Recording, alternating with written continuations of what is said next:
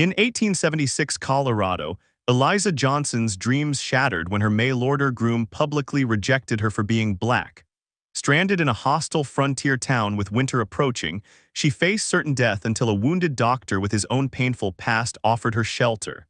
Their unlikely alliance would spark a dangerous romance that challenged a town's hatred and revealed what true love really means. Before we start the video, comment where you are tuning in from. Eliza Johnson clutched her worn leather valise as the stagecoach rumbled into Pine Creek, Colorado. 6 months of letters exchanged with Thomas Miller had led to this moment. Her chance at a new life after her teaching position in Philadelphia had disappeared when parents complained about a colored woman educating their children. The autumn air bit at her cheeks as she stepped down onto frontier soil, scanning the small crowd for the rancher who had praised her refined penmanship and thoughtful letters. A tall man in a wide-brimmed hat stepped forward, his expression shifting from anticipation to shock as he took in her appearance. "Miss Johnson?" he asked, his voice tight. "Mr. Miller," she confirmed with a slight nod, trying to ignore the knot forming in her stomach. His face hardened. "You didn't tell me you were a Negro. This ain't what I agreed to." The words struck like physical blows as onlookers stared. Eliza stood straighter, her education and dignity the only shields she had left. "Our agreement," she began. "There is no agreement," Thomas cut her off. "I sent for a proper wife, not someone like you. You'll get no refund for your passage either. Should have been honest from the start." He turned and walked away, leaving Eliza alone as whispers circulated through the gathered townsfolk. When she approached the hotel, the proprietor blocked her entry. "We don't serve your kind here." Night found her huddled in the corner of the livery stable, hunger gnawing at her stomach, determination keeping her tears at bay. She wouldn't return east in disgrace. Somehow she would survive. Morning brought discovery in the form of a man with a pronounced limp who entered the stable for his horse. He paused upon seeing her, his dark eyes narrowing beneath a shock of black hair streaked with silver. "You're the mail-order bride Miller rejected," he stated flatly. Eliza rose to her feet, brushing straw from her skirt. "I am Eliza Johnson, yes, Daniel Gray, town doctor." He studied her for a moment. "I need someone to clean my clinic. It's temporary work but includes a room in the back, your choice." Eliza recognized the reluctance in his offer and that it might be her only chance. "I accept, Dr. Gray."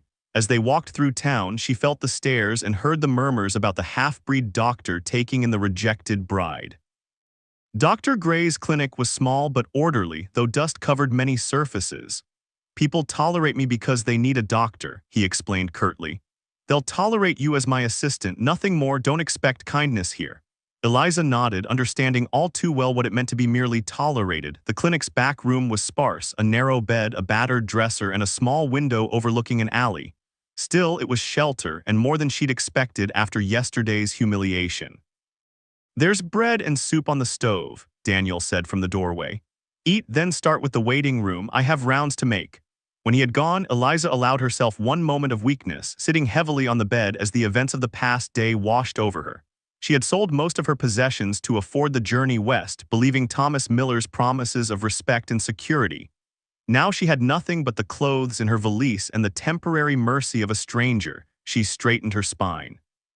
Self-pity would not serve her now.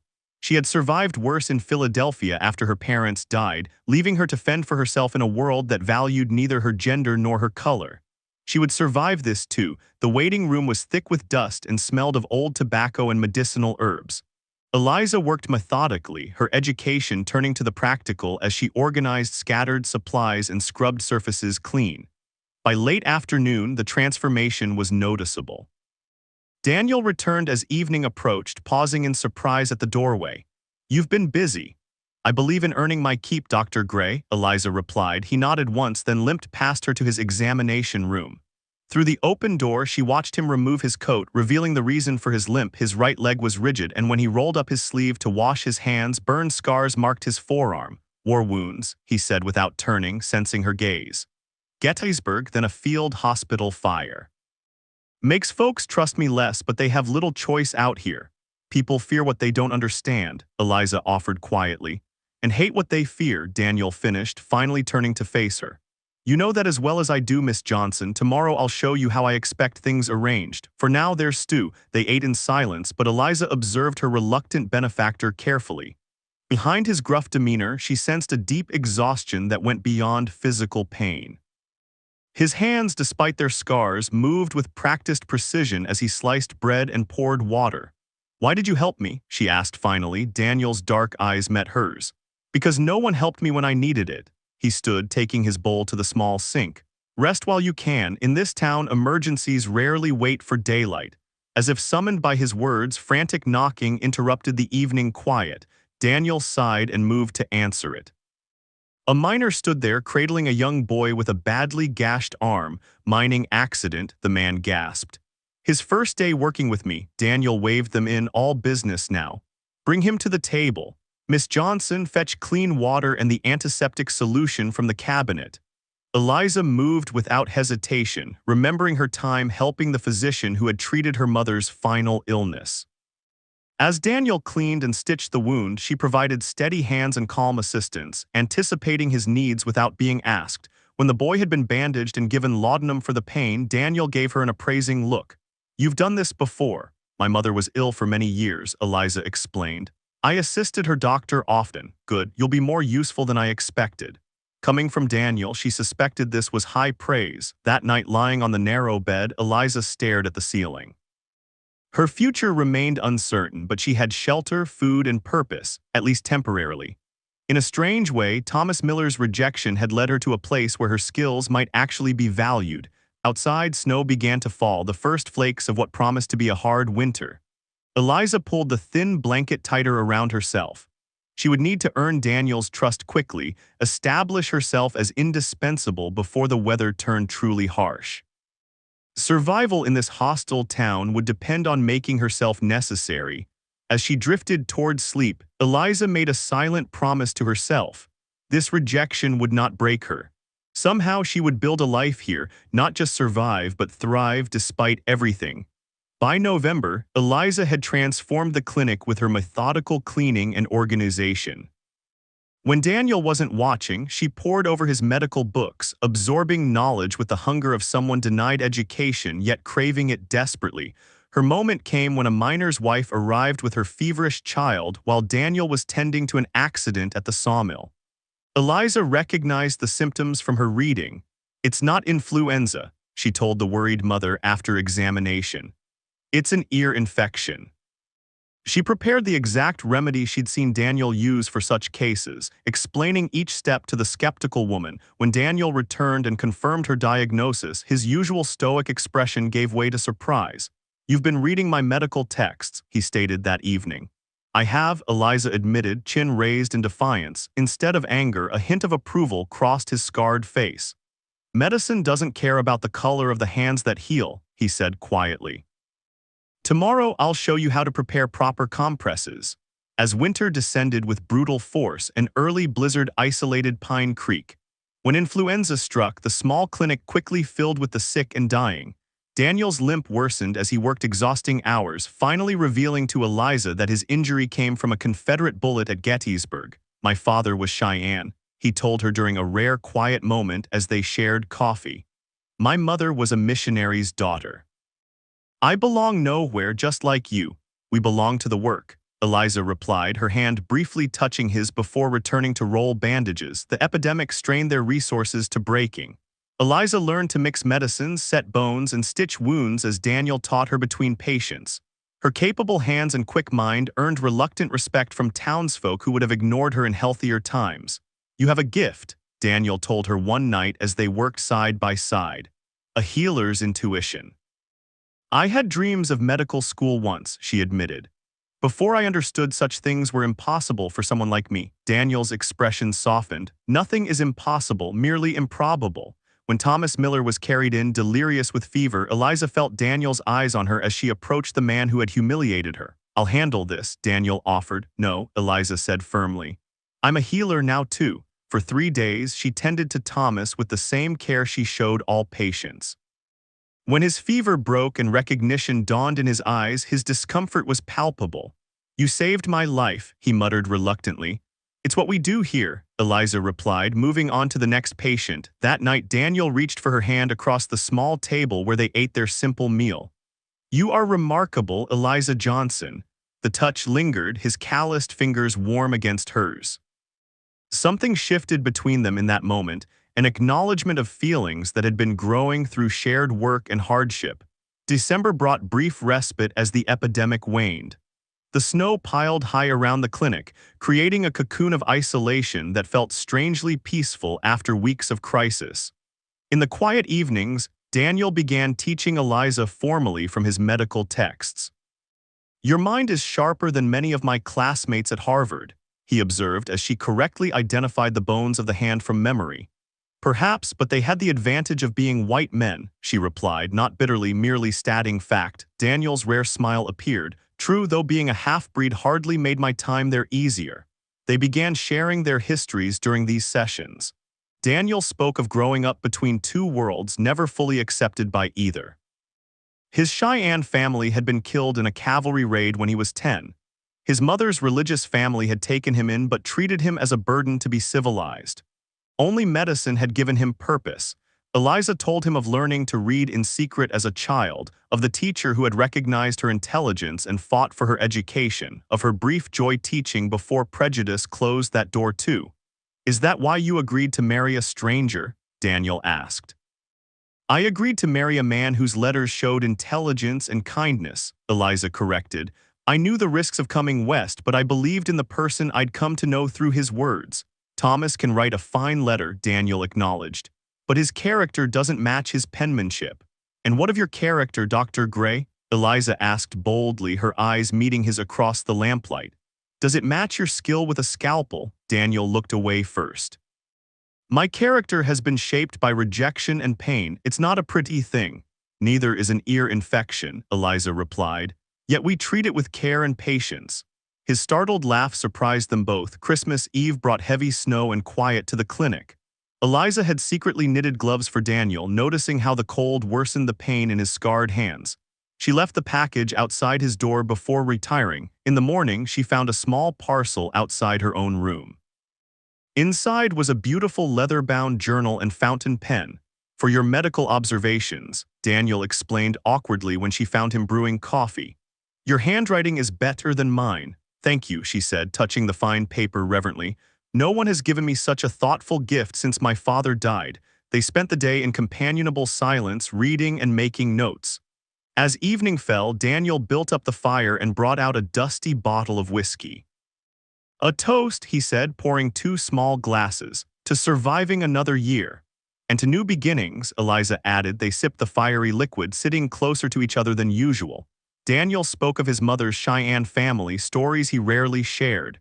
Eliza told him of Philadelphia's free black community and her dreams of returning east someday as a physician. "You have the mind for it," he told her, his eyes warm in the firelight. "And the heart." The moment his hand touched her cheek felt inevitable, his face drawing closer to hers as the fire crackled in the hearth. Pounding on the door shattered the moment. A logging accident had left a man with a crushed leg. The next hours were filled with the grim work of amputation, Eliza assisting without flinching as Daniel worked to save the logger's life. By dawn, the crisis had passed. As they washed blood from their hands, Daniel looked at her with new respect. "You're a true partner now," he said quietly. "Not just an assistant."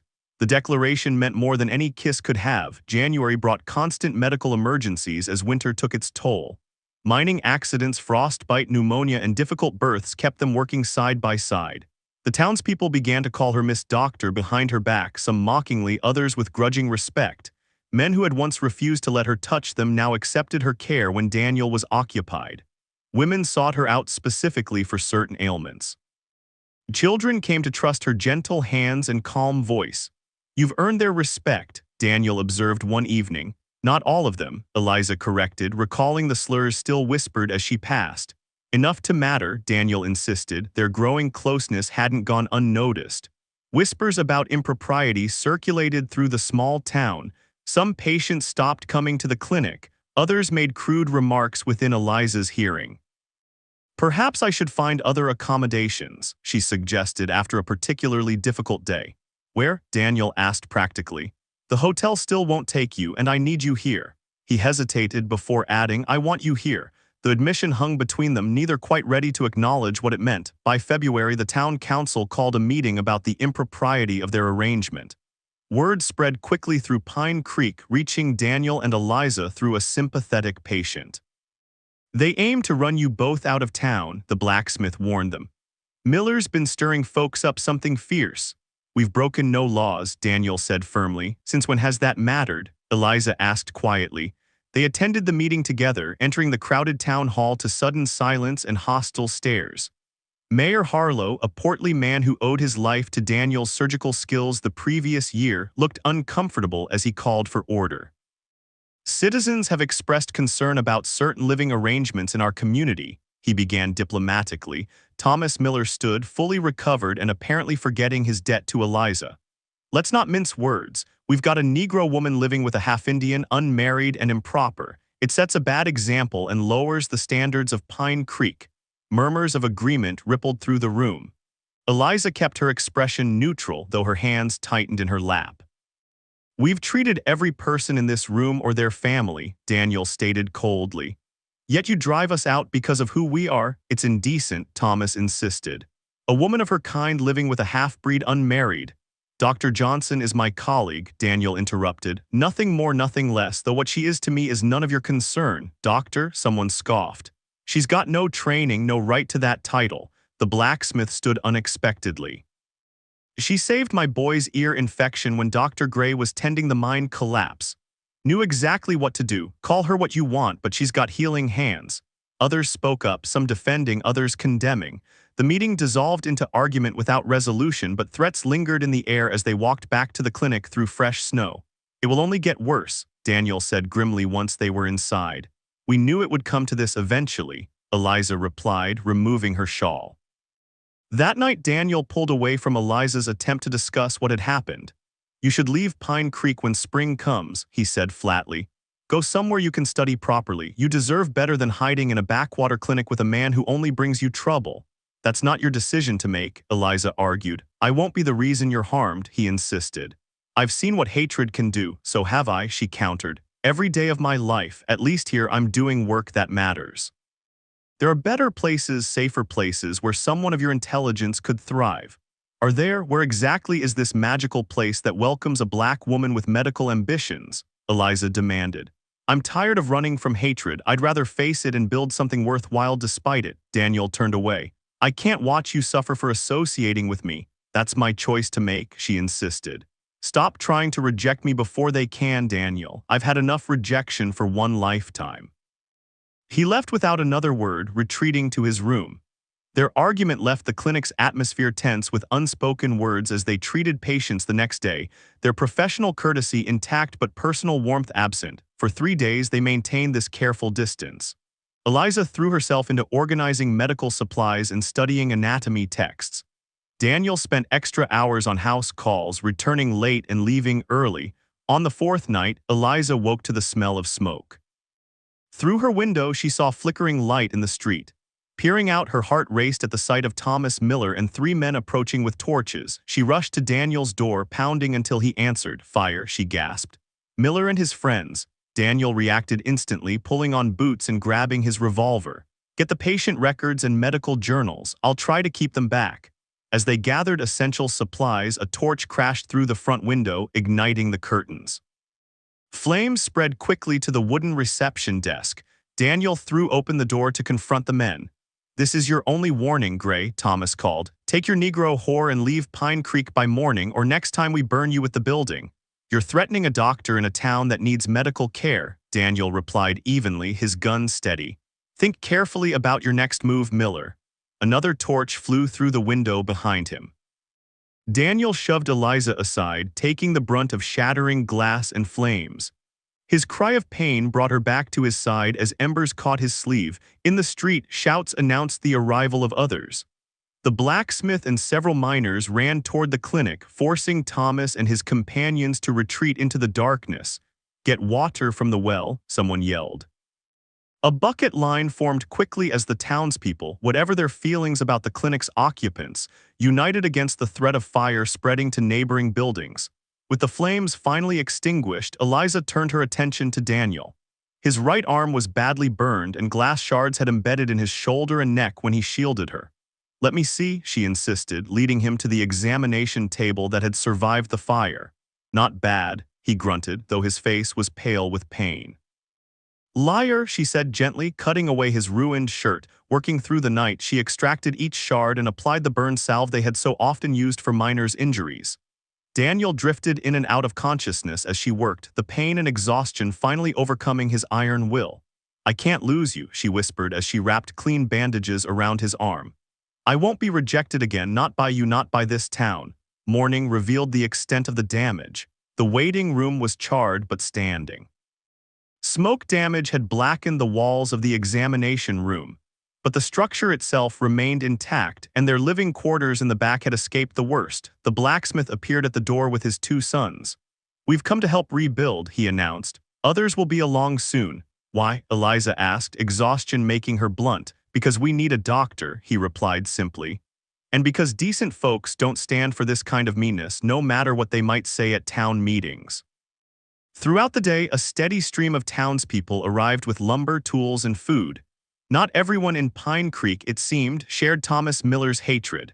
By sunset, the broken windows were boarded up, the charred furniture removed, and plans made for proper repairs. Daniel, feverish but conscious, watched from his bed as Eliza coordinated the volunteer efforts.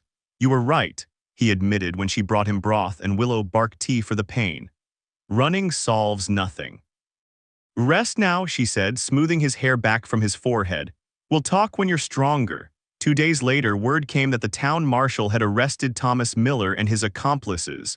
The marshal himself visited the clinic to take their statements, his manner gruffly respectful toward both of them.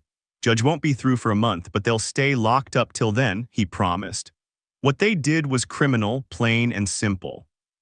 When he had gone, Daniel sat up in bed for the first time, his color better though his movement was still painful.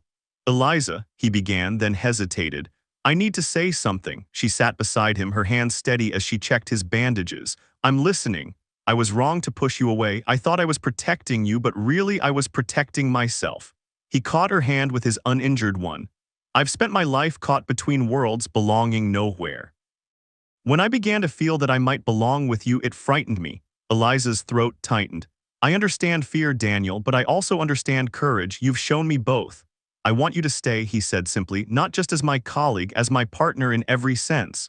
I choose my own path, she replied, echoing her words from their argument. And I choose this place, this work. She leaned closer. This life with you if you'll have me. Daniel's eyes, so often guarded, filled with emotion. I've never belonged anywhere until you. Never had anyone fight to stay with me. When their lips finally met, it felt like coming home after a long journey. Outside, Pine Creek continued its slow evolution, some minds changing, others remaining fixed in their prejudice.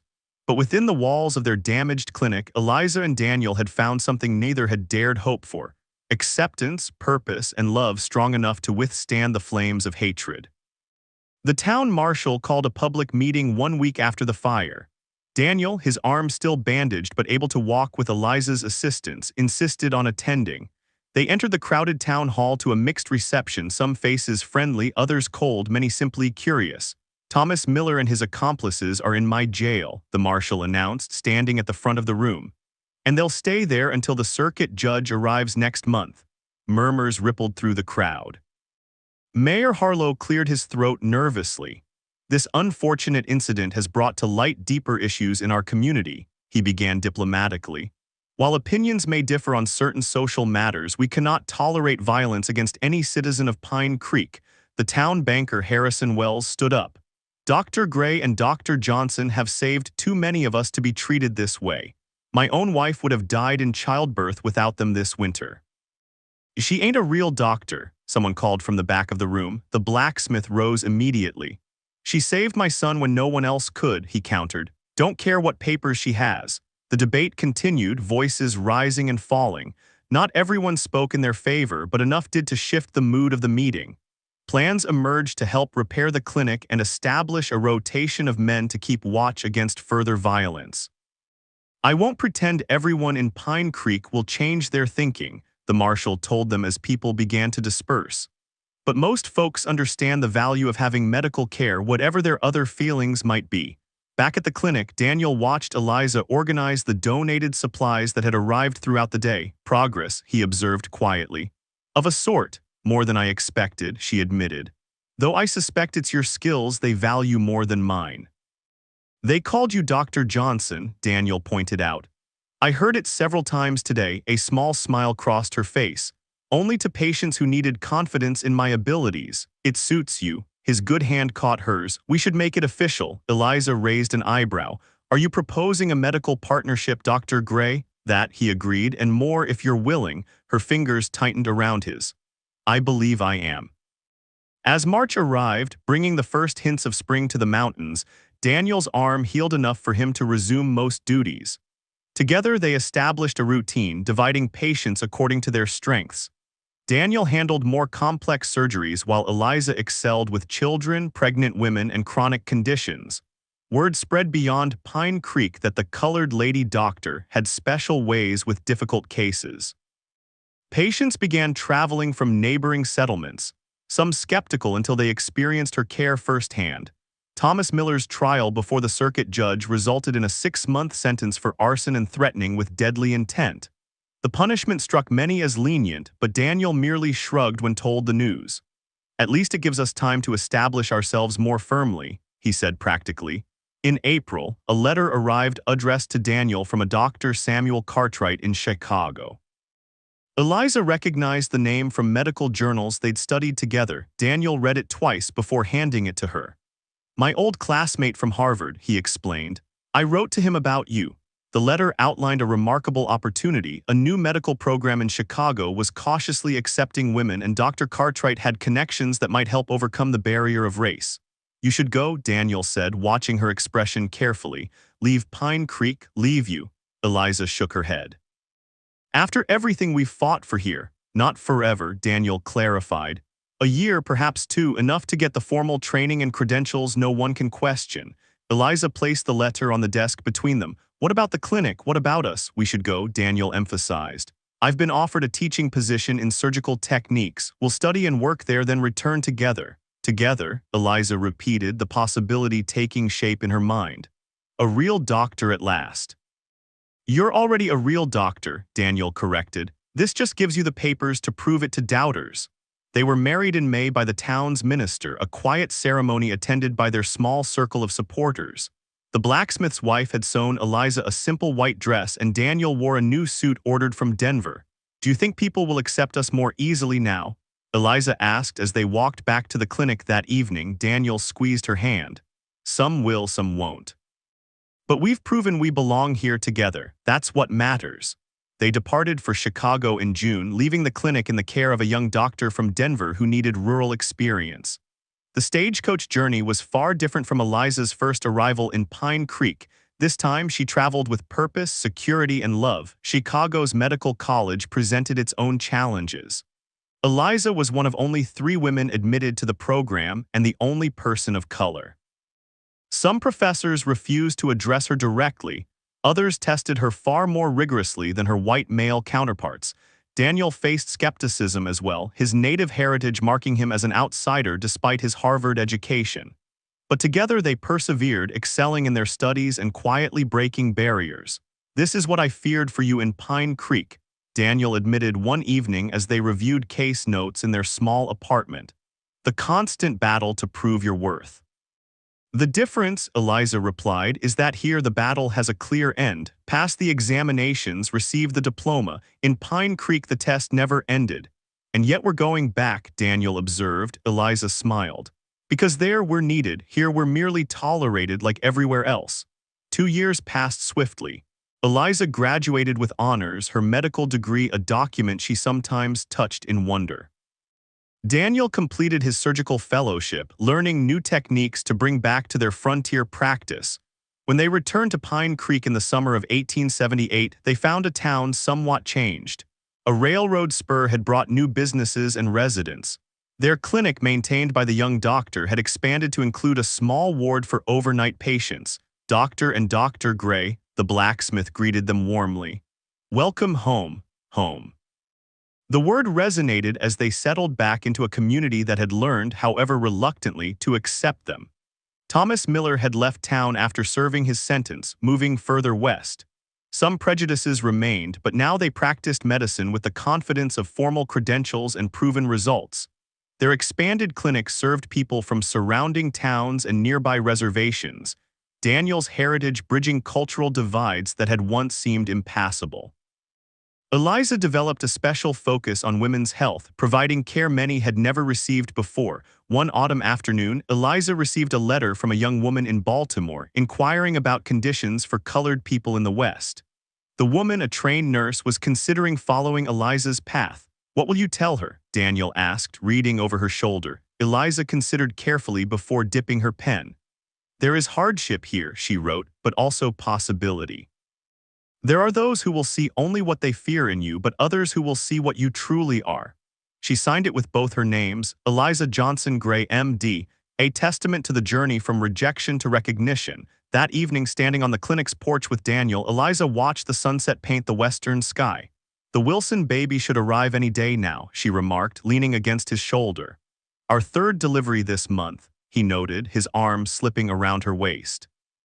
In the deepening twilight, they stood together, living proof that rejection need not be the end of a story.